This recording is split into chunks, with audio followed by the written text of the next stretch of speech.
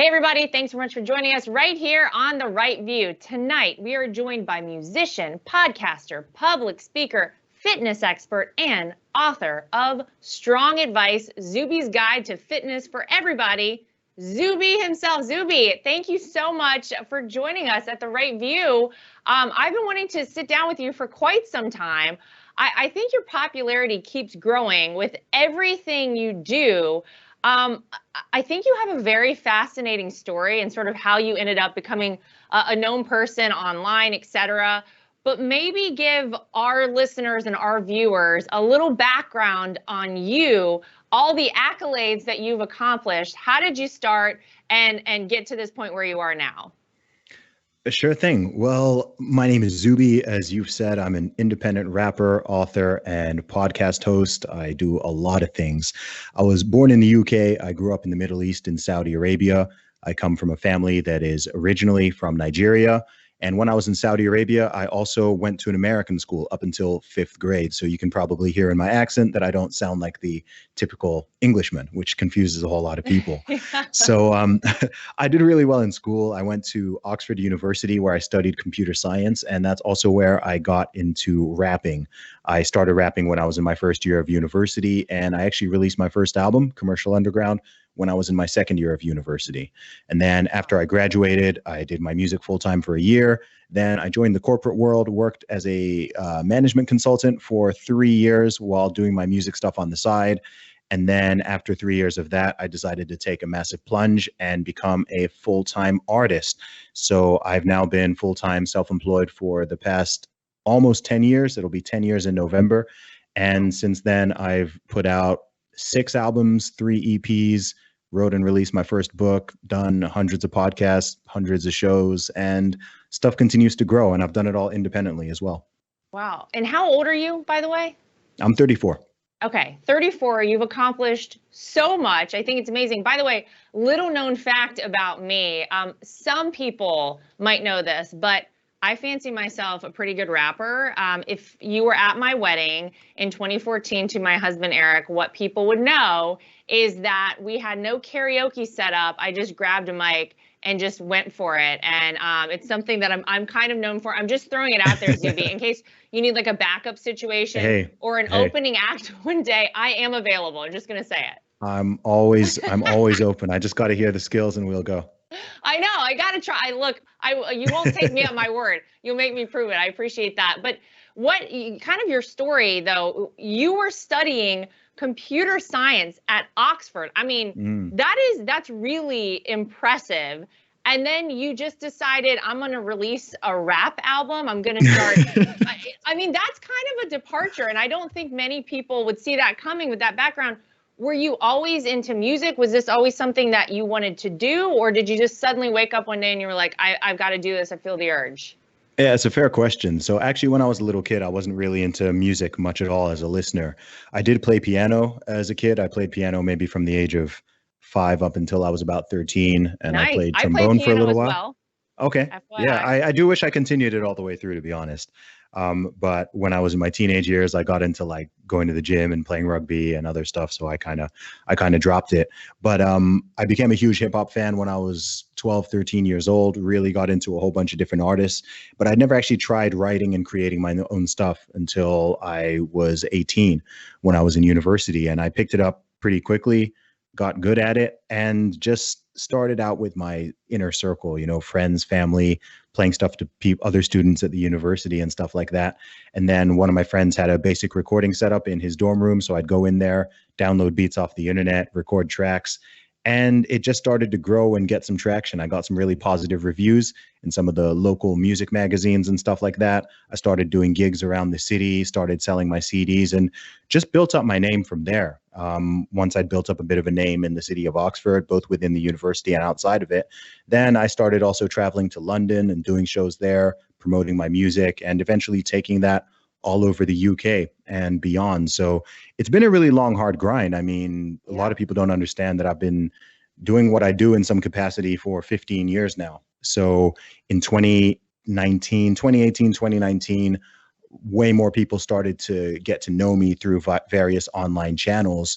But that was more than a decade into everything I've been doing. And so over the past 2 years, it's really sort of spiked upwards, and things just continue to grow. And I've added extra strings to the bow beyond just being a musician. So a lot of people appreciate what I do for the various aspects and facets of it, whether it's the music, the podcasting, the fitness stuff, whatever it is, as long as I can offer something of value to people and they appreciate it and it helps their life in some way, then it all fits my agenda. Love that. I love that attitude. Who were you influenced by? What musical artists, what rappers, who influenced you back when you were growing up? Early on, I'd say LL Cool J, Kanye West, Jay-Z, Nas, Tech Nine, Eminem, quite a few different artists, I listen to a whole spectrum of stuff. I listen to quite a lot of foreign rap as well. So I listen to British and American rap, but I also listen to like French rap and a little bit of Polish rap and Czech rap and stuff from all over, because I just like all the different sounds. I'm just a real hip hop head. And then I guess my music and my general attitude is also influenced by a lot of stuff outside of the world of hip hop and even outside the world of music itself. I have a song in my song Perseverance. I call myself the Jordan Peterson of rap. So like there's kind of some philosophical influence in there as well. And just based on my own life, my own perspective on things, and just my own unique background. I come from a very different perspective to a lot of rappers and a lot of different musicians in general. So the way I see the world, and I think what I can offer both within my music and outside of it, is just a little bit different to what people may be used to. And some people love that. Some people don't really like that, but it's who I am. It's what I do. I just keep it real in the truest sense. Well, we know about some people loving it and some people not loving it for sure in our family. I can tell you that. But you really kind of are a jack of all trades. You've released several albums. You have a successful podcast. You have a book on fitness. What's the fitness situation? Because again, I feel like you and I could really hang out a lot. I also am really into fitness. Is that something that's been kind of a lifelong thing? What is it that you kind of focus on fitness wise? Yeah, so I got into fitness in my mid-teens. I started training when I was 15. So I was actually an overweight kid. People look at me now and they think, "Oh, I bet this guy's just got amazing genetics and he's always been in shape, whatever." It's like, no. I weigh less now than I did 20 years ago. Oh, wow. Good for you. Do you know, that's right, how a lot of people start. And I think that's really inspirational to so many people, because there are people that are listening to this, watching this, that are every day saying, you know what, today I should start doing it, but it's too much. That's awesome that you weighed more 20 years ago than you do now. That's incredible. And so you started, did it just click with you one day, or was it kind of like a grind to get to where you are? Yeah, so I actually really started lifting because I used to play rugby. I played rugby in school. It was my primary sport once I started going to school in the UK. So if you're playing rugby, it's best to be the person who's dishing out the damage rather than receiving it. Yeah. So I just wanted to get more jacked and in better shape and stronger so that I'd be a better rugby player. And I fell in love with, I just started loving lifting weights in itself and just getting stronger and seeing my body develop and everything like that. And then over the course of a long period of time, lots of trial and error in terms of various training techniques and going through different diet cycles and stuff like that. You learn what works, you learn what doesn't, you learn what's nonsense, what makes sense.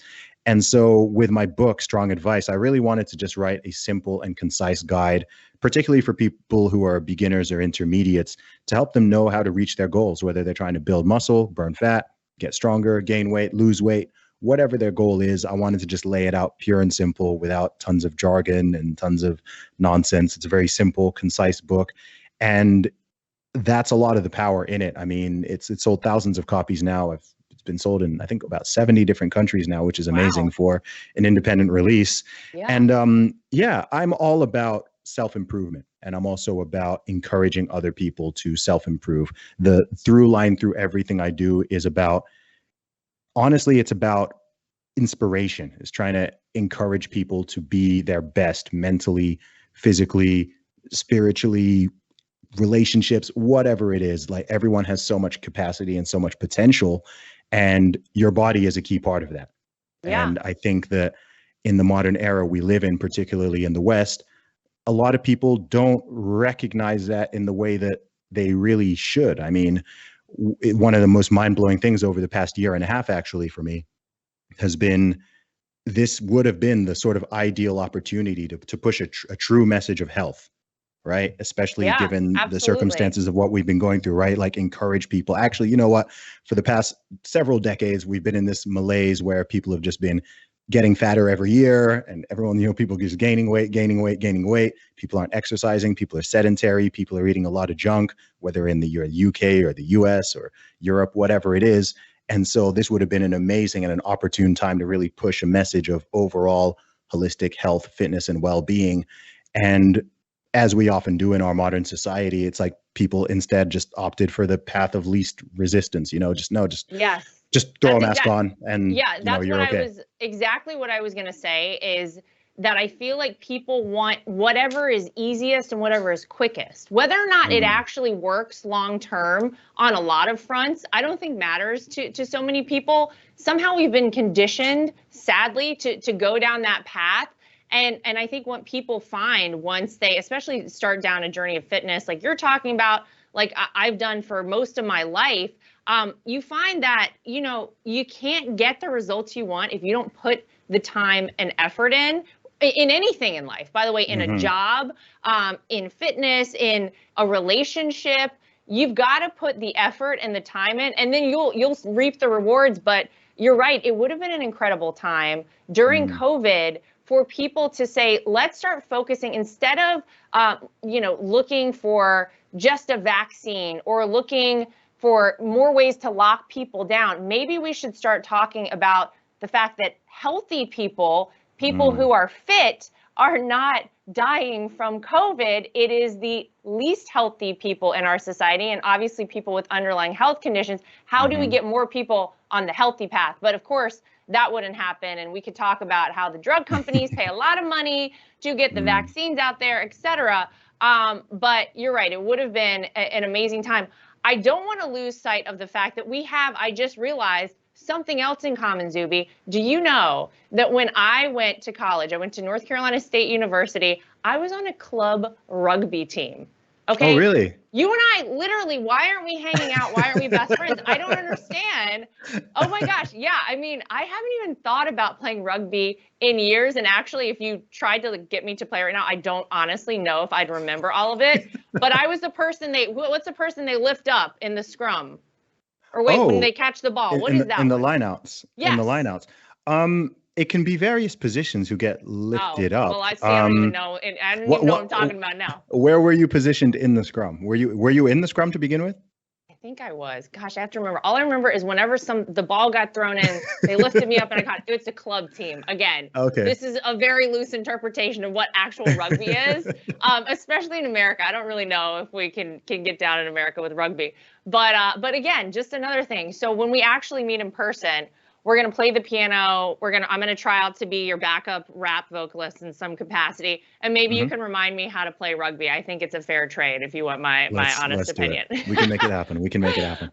Oh my gosh. Well, the thing that I think caught so many people's eye about you, and you really started gaining so much popularity, is when, Zuby, you started giving your opinions online. And now we know, I mean, people get really crazy about things online. Did you see yourself as a political activist, in past, or was this something kind of new? Did other people give you that label when you started sharing your opinions? How did this all start happening?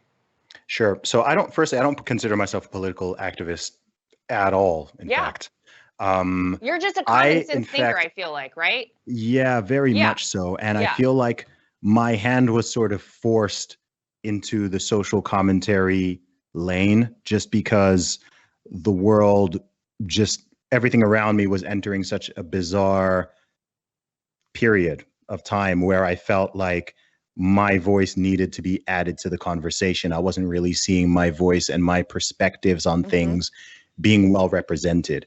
And certain things were going down a path which I considered to be concerning, right? And I think that if you see society or where you're living, your country, whatever it is, going down what you feel is a dark path or a concerning path, then there is a moral and an ethical obligation to say something. And I had a platform. I already had tens of thousands of followers. I'm a musician. I had some fans and a voice.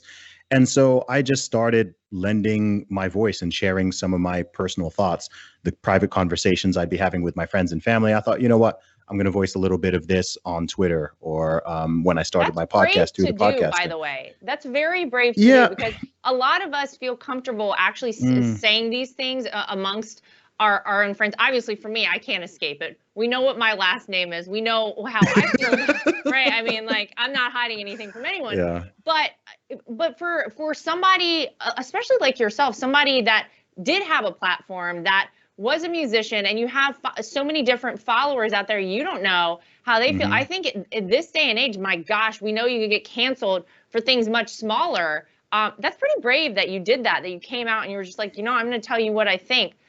Were you ever worried that you get such, like a bad reaction from this? Or did you? I guess you have from some people, right? Firstly, I mean, the bravery topic is an interesting one, because a lot of people do call me brave. And in one sense, I appreciate it. But on another, I don't feel like what I do is particularly brave, right? I'm just like, hey, I just talk. I just say things, right? Yeah. I talk on interviews and podcasts and in my music. I rap. I just share my thoughts, right? To me, bravery is, going into a war and having bullets flying at you and knowing you could be facing death, or, running into a burning building to save somebody, or I don't know. There's stuff that, puts your life at risk. To me, I'm like, okay, people who are doing that are brave. I'm like, man, I'm just saying words and making them rhyme sometimes and making them not rhyme sometimes. So for me, I wasn't concerned about that stuff. Part of that is, I think, maybe just my personality. I'm just not I'm not emotionally sensitive at all, to be honest with you. Not in a bad sense. You have to be that way, I feel like these days. Yeah, you grow a tough skin, and as a rapper, I'd already had a decade of people telling me, man, Zuby, you get the praise and you get the criticism, right? You get people like, man, you're my favorite rapper. I love what you do. I love this song. I love that. You have other people like, man, this is the worst rapper in the world. This guy's trash. This Oxford boy, he should stop rapping. Whatever. I've heard it all before, right? I've heard it all before in real life, let alone online. So I think by the time I started expressing my opinions online, I'd already sort of grown that crocodile skin and that armor, so that there's nothing anyone can kind of say that's going to make me feel, oh no, I feel sad now. It's like, whatever. I'm sure there's hundreds of people screaming at me on social media right now as we're recording this, and I don't care. It's fine, Me too. And ultimately, I think in the wider context of everything, as you know, so many people are feeling silenced, right? People are feeling scared. People are self-censoring, etc. And this is in the so-called freest countries in the world. And that is part of why it's important to speak up, because this self-censorship is going to carry on and get worse and worse and worse. And I don't want to join in that. It's like, no, okay, if something needs to be said, then it needs to be said, and I'm going to say it if I think that it's right and it's correct, or I'm knowledgeable about the particular subject. Then let me lend my voice to this, right? The crazy people have no problem speaking up, right? There's people pushing all sorts of crazy, nonsensical ideas. I mean, what was the thing that blew me up, right? It was me identifying as a woman and breaking the British women's deadlift and bench press records, right? How did we reach a? I want you to tell that story. I was going to ask you about this, because this is what you did with that, though. It was so smart the way you did it, because it just shows how nonsensical so much of this stuff is that is really being pushed by the mainstream media outlets, by so many folks out there. And you take a step back and you think, gosh, even 10 years ago, if somebody had suggested this stuff, it would be crazy. Somehow now people are just like, that's fine. Tell people at home what you did, because this is awesome. Yeah, sure. So this is over 2 years ago now. So in February 2019, I posted a 9-second video on my Twitter account of me deadlifting 230 kilos, which is 500 and something pounds. And I just wrote a comment on it saying, I keep hearing about how there's no biological strength difference between men and women in 2019. So watch me destroy the British women's deadlift record without trying. P.S. I identified as a woman whilst lifting the weight. Don't be a bigot. So I just put this out there. I had like 18,000 Twitter followers at the time. And I thought, okay, this is going to get a few laughs and a few retweets. And it went bonkers. This video blew up within 24 hours. It had hit 1 million views. It was getting people from all over the world were talking about it in the world of sports, the world of politics, the world of activism, the feminist world. All of these different people with different ideas were just enamored by this video. And oh my gosh, who's this guy? What's going on? This is crazy. And the video kind of speaks for itself on what that commentary was. But touching on what we were saying before, how have we reached this stage, right? How have we? If I show that video to my family back home in Nigeria, they won't even understand it. They'll be like, "What do you mean you identified as a woman?" Like, what? I don't. They wouldn't see why it's funny because you need the cultural context. Right. If you showed that to someone in 2008, they would have been like, why is this funny? I don't understand it, right? You need the cultural context. And that shows how far some of these ideas have gone. We're here over 2 years after that for multiple years having an entire conversation about whether or not biological males should be competing with biological females in pro sports, something we've known the answer to for millennia, really. Right. Since the beginning of time. It's been pretty clear. And Zuby, it pains me to say that. Because I will tell you, I have one brother. I don't have any other siblings. My brother is younger than I am. So there was a small window of time, and we both grew up playing like every sport under the sun. Small window of time where I could beat my brother in certain sports. And then very quickly, he started beating the mess out of me. I mean, like just going hard past me. And I hate to admit it, but it is it's just insane to think that you can just all of a sudden identify with a male body as a woman and you should be able to compete in these sports. I'm sorry. There are so many young women, my daughter who is not even 2 yet, who are going to come up in this world and want their opportunity. And what if we subscribe to this idea and actually gave it any sort of merit? It would just destroy women's sports. And I think it is crazy. It's absolutely insane. It pains me to say it, but you're right. There is no way that men and women can compete on a level playing field. It just doesn't work with sports, unfortunately. Now, I could play people in Jeopardy all day and I might beat you. You don't know. You don't know. Yeah. But I think it was such a great video. And by the way, the fact that you did it in 2019, it was almost at the very beginning of this stuff before people were really talking about it. Has your family in Nigeria, do they, I mean, has it kind of reached them now? Are they seeing like how crazy all this stuff is getting? What do they think of stuff? That's a great question. I mean, I think people who get a lot of view of what's happening in the West, whether it's in the UK, USA, Canada, whatever, they're pretty socially aware of some of these various conversations and issues that are popping up here. But to people who are not, I mean, oftentimes you hear people saying the world is going crazy. And really, when people say that, I'm like, no, the West is going crazy. It's not the whole world, right? That's right. It's like if you take some of these ideas to most parts of Africa, Asia, the Middle East, even Eastern Europe, South America, they're just like, what are you talking about? Doesn't it make you think, like, are we just, think about how lucky we are, especially a place like America, that like that is the big concern is like, do you know what I mean? Like, do we just need to give people more to do?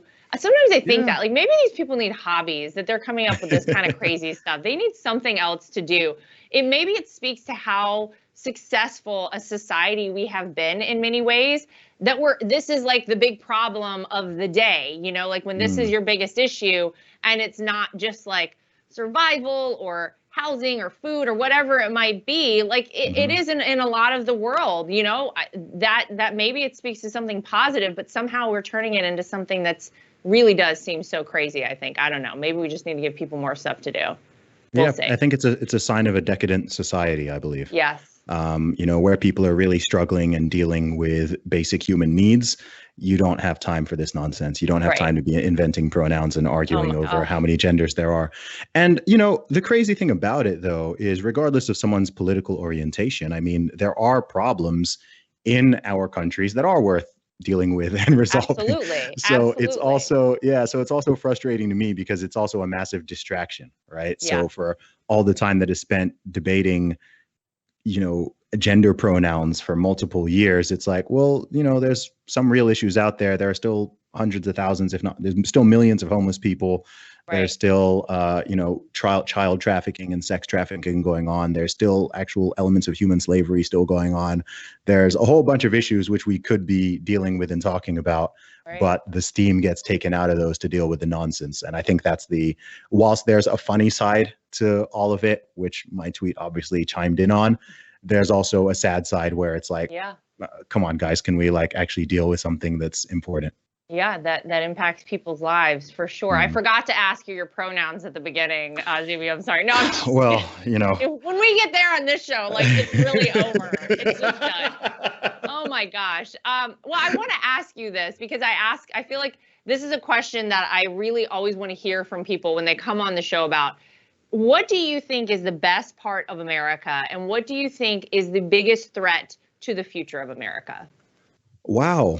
Okay. And this is a good question because I'm not an American either. I know. So I'm curious to get your perspective on this. Yeah, sure thing. I think the best thing about America is the concept of the country, actually.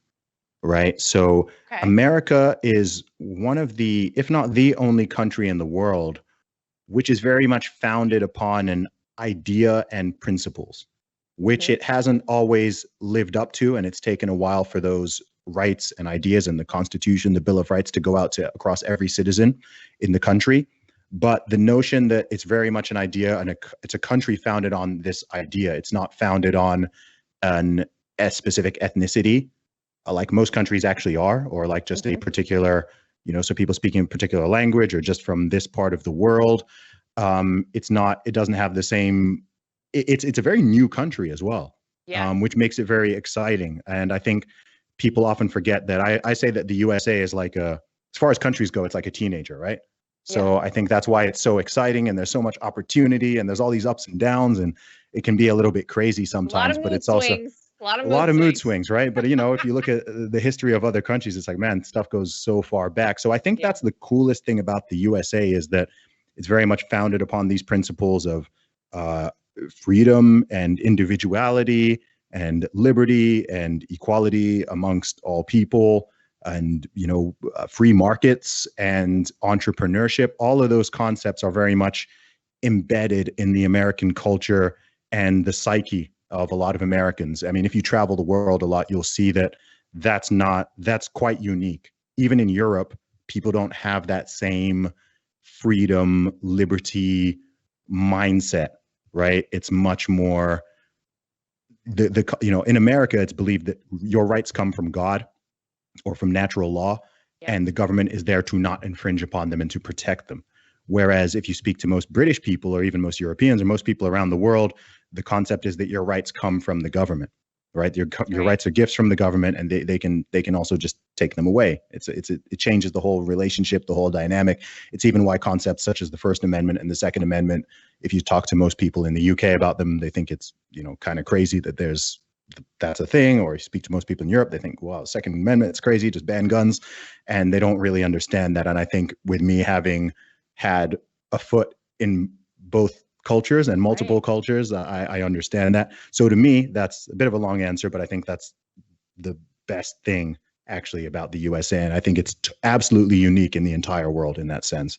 The biggest threat to the USA, or the biggest concern actually, is the domestic undermining of those values. I think a lot of people in the US do not understand and appreciate actually how unique and special and important that core foundation is. I think they get so obsessed with trying to right historical wrongs in whatever way they perceive, or being so hypercritical of their own country and its flaws or perceived flaws that they don't really have that level of gratitude to be just like, actually we've got something good here.